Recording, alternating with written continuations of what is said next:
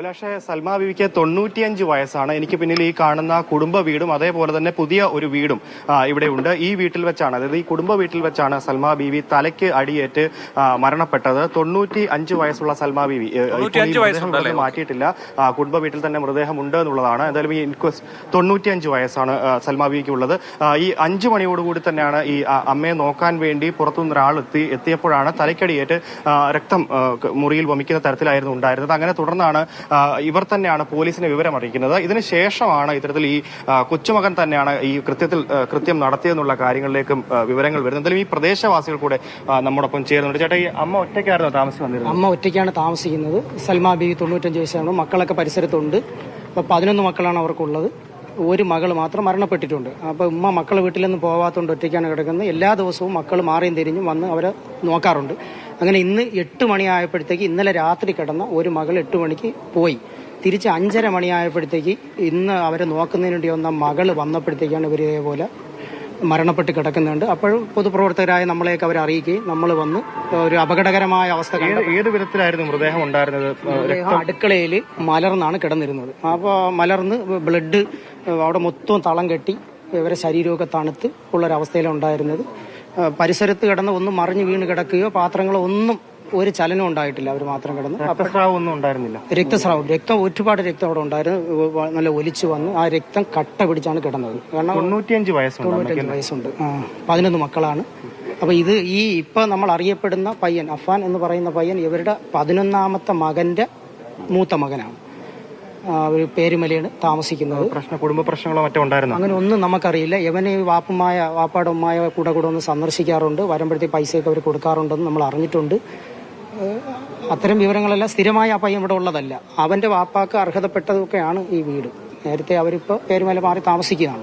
ഈ മുൻപ് പലരും പറയുന്നുണ്ടായിരുന്നു സാമ്പത്തികമായിട്ട് മുത്തശ്ശിയോട് പൈസ ചോദിച്ചിരുന്നു, കൊടുക്കാറുണ്ടായിരുന്നാണ് അറിഞ്ഞത്. പക്ഷെ നിരന്തരമായപ്പോഴത്തേക്ക് പൈസ ഇല്ലെങ്കിൽ അവർ കൊടുക്കാനില്ലല്ലോ. അതല്ലാതെ വെച്ചുകൊണ്ട് അവർ ചെറുകുട്ടികളെ മക്കളെ ഒന്നും സ്നേഹിക്കാത്തവരല്ല. അവർ വളരെ ഒന്നാമത് ഈ മസ്ജിദിന്റെ നേരെ ഫ്രണ്ടിലായതുകൊണ്ട് മതപരമായി തന്നെ അവർ വളരെ ഉയർന്ന രീതിയിൽ തക്വയോട് ജീവിക്കുന്ന ഒരു സ്ത്രീയാണ്. ആർക്കും അഭിപ്രായ എല്ലാവർക്കും ഇഷ്ടപ്പെട്ട ഒരു മുത്തശ്ശിയാണ്. അഭിലാഷേ, ഈ പറയും പോലെ പ്രദേശവാസികൾ പറയും പോലെ ഇത്തരത്തിൽ ഈ സാമ്പത്തികമായി കൊച്ചുമകൻ മുത്തശ്ശിയോട് പണം കടം ചോദിച്ചിരുന്നു, പലപ്പോഴായി കൊടുത്തിരുന്നു. അത് പിന്നീട് പല ആവർത്തി ആയപ്പോൾ കൊടുക്കാതെ വന്നിട്ടുണ്ട്.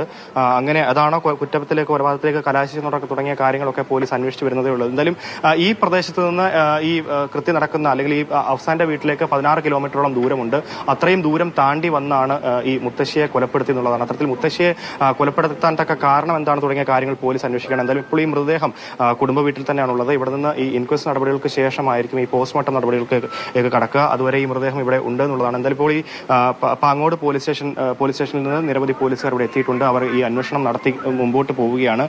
ഈ മൃതദേഹത്തിൽ നിന്ന് സ്വർണ്ണാഭരണങ്ങളൊക്കെ മറ്റോ പോയിട്ടുണ്ടോ തുടങ്ങിയ കാര്യങ്ങളൊക്കെ അന്വേഷണത്തിലുണ്ട് എന്നുള്ളതാണ് അറിയുന്നത്. എന്തായാലും ഇപ്പോൾ നിരവധി പോലീസുകാരുണ്ട്. ഇൻക്വസ്റ്റ് നടപടികൾ പൂർത്തിയാക്കിയ ശേഷം മൃതദേഹം പോസ്റ്റ്മോർട്ടം നടപടികൾക്കായി തിരുവനന്തപുരം മെഡിക്കൽ കോളേജ് ആശുപത്രിയിലേക്ക് മാറ്റുന്നതുമായിരിക്കും. ഈ പ്രദേശവാസികൾ പറഞ്ഞതുപോലെ തന്നെ പ്രദേശവാസികൾ പറഞ്ഞതനുസരിച്ച് 5:30-ക്ക് മകൾ വന്ന് നോക്കുമ്പോൾ ഈ ഉമ്മയെ മരിച്ച നിലയിൽ കണ്ടെത്തി അടുക്കളയിൽ എന്നുള്ളതാണല്ലോ. അതായത് 5:30-ക്ക് മുൻപാണ് എന്തായാലും കൊലപാതകം നടന്നിട്ടുള്ളത്. ഇപ്പോൾ പോലീസ് സൂചിപ്പിക്കുന്നത് ആദ്യത്തെ കൊലപാതകം ഈ പാങ്ങോടാണ് നടന്നത് എന്നുള്ളതാണ്. ഉപ്പയുടെ ഉമ്മയാണ് ആദ്യം കൊന്നത്, അതിനുശേഷമാണ് ബാക്കിയുള്ള ആളുകളെ എന്നാണ് ഇപ്പോൾ പോലീസിന്റെ ഒരു നിഗമനം. അപ്പോൾ മരണം നടന്ന സമയത്തെ സംബന്ധിച്ചൊരു സൂചന നമുക്ക് അവിടെ ഉണ്ടോ? അഭിലാഷേ, ഈ മരണം നടന്ന സമയത്തെ സംബന്ധിച്ചൊരു സൂചന എന്ന് പറയുന്നത്, ഒന്ന് ആൾ വന്നപ്പോൾ, അതായത് ഈ സഹായി എത്തി ഒരു മകൾ വന്ന് ഈ അടുക്കളയിൽ എത്തുമ്പോഴാണ് അമ്മ മരിച്ചു കിടക്കുന്ന നിലയിൽ കണ്ടത്. ഈ സമയത്ത് ശരീരത്ത് ചൂടുണ്ടായിരുന്നില്ല, ശരീരം തണുത്ത അവസ്ഥയിലായിരുന്നു. അപ്പോൾ കൊലപാതകം നടന്നിട്ട് മണിക്കൂറുകളായി എന്ന് വേണം അനുമാനിക്കാൻ. ഈ അത്തരത്തിൽ തന്നെ പുറത്തേക്ക് പോകണമെങ്കിലും, മകൻ ഇവിടെ നിന്ന് തിരിച്ച് ഈ വാഹനത്തിൽ തിരിച്ചു പോകണമെങ്കിലും വലിയ ദൂരമുണ്ട്. അതുകൊണ്ട് തന്നെ എന്തായാലും ഈ സമയം ഒരു 3 മണി സമയം എന്നുള്ളതാണ് പോലീസ് അനുമാനിക്കുന്നത്. അതിനുശേഷം 5 മണിയോടുകൂടി തന്നെയാണ് ഈ മൃതദേഹം കാണുന്നതും. പിന്നീട് ഈ പ്രതി പോലീസ് സ്റ്റേഷനിൽ, വെഞ്ഞാറമൂട് പോലീസ് സ്റ്റേഷനിൽ എത്തി കുറ്റം സമ്മതിക്കുന്നത്, SHOയോട് സമ്മതിക്കുന്നത് ഏകദേശം ഒരു 6:30 അപ്പോൾ ഈ മൃതദേഹം, അതായത് കൊല നടന്നിട്ടുള്ളത് ഏകദേശം ഒരു 3 മണി സമയം എന്നുള്ളതാണ് പോലീസ് പറയുന്നത്. എന്തായാലും കൂടുതൽ പ്രദേശവാസികൾ, ചേട്ടാ ഇവിടെ അടുത്തുള്ള ആളാണോ? അല്ല, ഈ പ്രദേശത്തുള്ള പ്രദേശവാസികൾ പ്രദേശവാസികൾ മുൻപ് പ്രതികരിച്ചതുപോലെ തന്നെ സാമ്പത്തിക ബാധ്യത ഉണ്ടായിരുന്നു എന്ന് പറയുന്നുണ്ട്. പക്ഷെ അതിനപ്പുറത്തേക്ക് അത് സ്ഥിരീകരണം ഉണ്ടായിട്ടില്ല. ചേട്ടാ പ്രദേശത്തുള്ളതാണോ? സ്ഥലത്തില്ല. അറിയാവുന്ന ആളാണ് അല്ലേ? മകനെ അറിയാം. കൊച്ചിലെ പോലെ ഞങ്ങൾ കാണാറുള്ളത്. അക്രമവാസനയുള്ള ആളാണ്. നല്ല പയ്യനായിരുന്നു. ഞങ്ങളെ മാമാന്ന് വിളിച്ച് അത്രയും ഇതായിട്ട് വിളിക്കുന്ന ഒരാളാണ്. അപ്പൊ ഈ ഇവിടുന്ന് പോയത് തന്നെ അപ്പൊ കുറച്ചൊരു 10 വർഷമേ ആവുള്ളൂ അവിടെ വീട് വെച്ച് ഈ താമസമായത്. ഈ വാർത്ത ഞെട്ടലുളവാക്കുന്നുണ്ടോ? കാരണം 6 പേരോട് ഞെട്ടലെന്ന് പറഞ്ഞാൽ ഞെട്ടലാണ്. നമ്മളൊക്കെ ഒരു വാർത്ത കേട്ടപ്പോ തന്നെ തരിച്ചുപോയി. കാരണം അത്രയും നല്ലൊരു കുട്ടി. അപ്പൊ എന്റെ അടുത്ത് SI പറയുമ്പോൾ അപ്പൊ അപ്പുറത്ത് ഒന്നും കൂടെ ഉണ്ട്. എന്റെ മൂത്താപ്പയും ഭാര്യയും കുട്ടിയുണ്ട്. അവിടെ എന്നെ കൂടെ കൊണ്ടാണ് SI പോയത്. അപ്പൊ അവിടെ ഇത് അറിഞ്ഞ SI പറയുമ്പോ തന്നെ എനിക്ക് അത്രയും വിഷമവും കാണാൻ വെട്ടൽ. ഈ ചെറുക്കനല്ല സാറേ ഞാൻ പറഞ്ഞു. കാരണം അത്രയും നല്ലൊരു ചെറുക്കനായിരുന്നു. ഇവിടെ കിടന്ന് ഇവര് വളർത്തിയാണ്. കുടുംബ തർക്കവും മറ്റും ഉണ്ടായിരുന്നോ? അങ്ങനെയൊന്നുമില്ല. അറിയില്ല. ഇവര് സാമ്പത്തികമായിട്ട് വാപ്പത്തിരി കടത്തിലാണെന്ന് അറിവുണ്ട്. 8 വർഷം ഉണ്ടായ നാട്ടിൽ വന്നിട്ട്. റഹീം എന്നാണ് പേര്. അപ്പൊ ഞാനും എന്റെ ക്ലാസ്മേറ്റ്. ഇപ്പം നാട്ടിലുണ്ടോ? ഇല്ല, ഗൾഫിലാണ്. എന്റെ ക്ലാസ്മേറ്റാണ്. അപ്പൊ ഈ വിഷയം അറിഞ്ഞോ? ഇത് അറിഞ്ഞിട്ടുണ്ടോ എന്ന് അറിയില്ല. അപ്പൊ നമ്മളിത് നമ്മുടെ ഇലക്ഷനൊക്കെ ആയതുകൊണ്ട് അത് അപ്പോഴാണ് നമ്മൾ അറിയുന്നത് തന്നെ.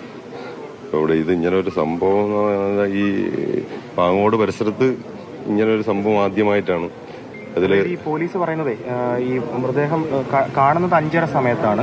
അപ്പോൾ ഏത് സമയത്താണ് ഈ കൊലപാതകം നടന്നിട്ടുള്ളത്? ടൈം അത്ര കറക്റ്റ് ആയിട്ടല്ല. മൂത്ത മകൾ ഇവിടെ വന്നു. എന്തായാലും ഉച്ചയ്ക്ക് ശേഷമാണ്. ആദ്യത്തെ കൊലപാതകം ഇതാണെന്നുള്ളതാണ് പോലീസിന്റെ അനുമാനം. പോലീസ് അങ്ങനെ അല്ല എന്നാണ് നമ്മൾ പറഞ്ഞത്. അപ്പൊ അവിടെ ഈ വെള്ളാഞ്ചിറ ഇവിടെ അപ്പൊ നമ്മളവിടെ പോയി അത് കണ്ടപ്പം ബ്ലഡ് നല്ല കട്ടി ആയി കിടക്കണം. അപ്പൊ SI പറഞ്ഞതെന്ന് പറഞ്ഞാൽ ഇത് ലാസ്റ്റ് ആകാനാണ് സാധ്യത. അപ്പൊ അവിടെ ഇവന്റെ ഉമ്മായെയും ഇവന്റെ അനിയനും ഇവന്റെ മുറപ്പെണ്ണ് ഗാമുകി അപ്പൊ വീട്ടിലുണ്ട്. അപ്പൊ അത് കഴിഞ്ഞ് ഇതായിരിക്കും, അല്ലെങ്കിൽ ഈ എന്റെ മൂത്താപ്പ കഴിഞ്ഞിട്ട് അപ്പുറത്തായിരിക്കുമെന്നാണ് പോലീസിന്റെ ഒരു ഞങ്ങളുടെ അടുത്ത് പറഞ്ഞത്. 5:30 ഇവിടെ നിന്ന് മൃതദേഹം കാണുന്നത് 5:30 5 മണിക്കാണ്. 5:30 മണിയാകുമ്പോഴാണ് ഇവരുടെ മകള് വരുമ്പോഴാണ് ഇത് കാണുന്നത്. രാവിലെ ഇവിടെ വന്നിട്ട് പോയെന്ന് ഞാനൊരു അറിവുണ്ട്. പക്ഷെ ഇതെന്തായാലും ഈ പാങ്ങോട് പ്രദേശത്ത് ഞെട്ടലോടുകൂടിയും വേദനാജനകമായ ഒരു സംഭവമാണ്. ഈ ചെറുക്കൻ അത്രയ്ക്ക് അക്രമശക്തമായ ഒരു ചെറുക്കനല്ല, ക്രിമിനലല്ല. പക്ഷെ എന്താണ് സംഭവം എന്ന് ഇപ്പം ഇനിയിപ്പോൾ അന്വേഷണങ്ങൾ വരുമ്പോഴത്തേക്ക് അറിയാൻ പറ്റും നമുക്ക്.